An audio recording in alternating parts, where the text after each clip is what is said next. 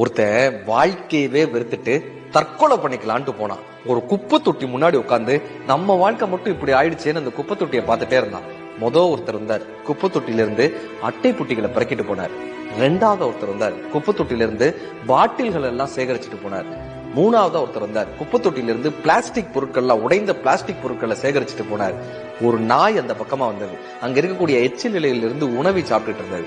கொஞ்ச நேரம் கழிச்சு ஒரு பசுமாடு வந்தது. அங்க இருக்கக்கூடிய இலைகளை எல்லாம் சாப்பிட்டுட்டே இருந்தது.